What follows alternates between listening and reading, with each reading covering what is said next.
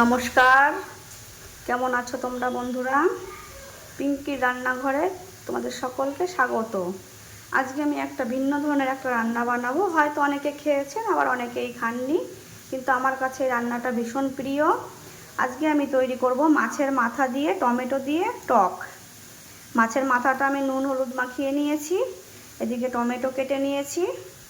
এখানে আমি উপকরণ হিসাবে নিয়েছি কাঁচা লঙ্কা, শুকনো লঙ্কা, ফোড়নের জন্য সর্ষে, শুকনো লঙ্কা, নুন আর হলুদ দিয়ে আমি এটা রান্না করব। আর বেশি কিছু লাগে না। এখন আমি কড়া গরম করতে বসিয়ে দিয়েছি। কড়া গরম করে আমি কড়ার মধ্যে সর্ষের তেল দিয়ে দেবো। সর্ষের তেল দিয়ে আমি মাছের মাথাটা ভেজে তুলে নেব। আমি কড়াতে তেল গরম করতে বসিয়ে দিয়েছি। আমার তেল গরম হয়ে গেছে। আমি মাছের মাথাগুলো এর মধ্যে দিয়ে দেবো। মাছের মাথাটা আমি নুন হলুদ মাখিয়ে নিলাম।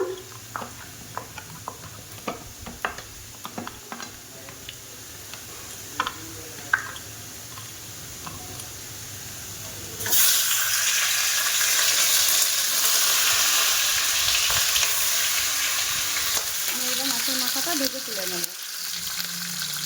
এখানে আমি মাছের মাথাটা ভাজতে বসিয়ে দিয়েছি। ভাজা হয়ে গেছে আমার। আমি এই তেলের মধ্যে শুকনো লঙ্কা আর সর্ষে ফোড়ন দেব। ফোড়ন দিয়ে আমি টমেটোগুলো ঢেলে দেব। এখানে আমি সর্ষে আর শুকনো লঙ্কা ফোড়ন দিয়ে দিয়েছি। এখন আমি টমেটোগুলো দিয়ে দেব।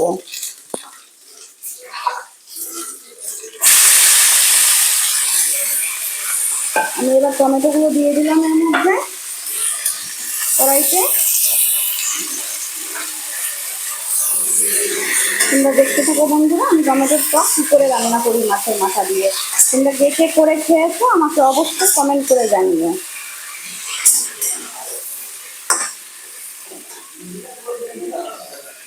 দেখতে থাকো, ফিরে আসছি।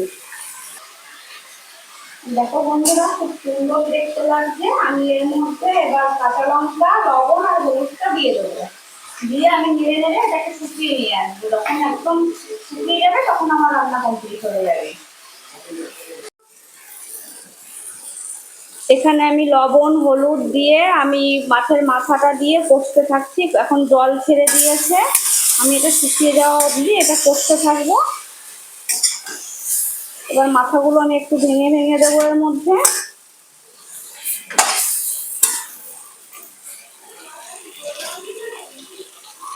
এটা গরম ভাতের সঙ্গে খেতে অসাধারণ লাগে। তোমরা একদিন খেয়ে দেখো, আশা করি তোমাদের সকলের ভালো লাগবে।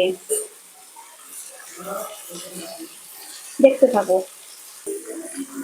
তৈরি হয়ে গেছে আমার মাছের মাথা দিয়ে টমেটো দিয়ে টক। আমি এবার এটা নামিয়ে নেব।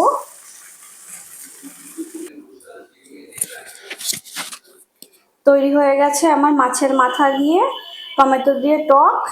এটা গরম ভাতে তোমরা খেয়ে দেখো তৈরি করে, খুব সুন্দর লাগবে খেতে। তাহলে আজকে এই পর্যন্ত। তোমরা সবাই ভালো থেকো, সুস্থ থেকো। আজ তাহলে আসি।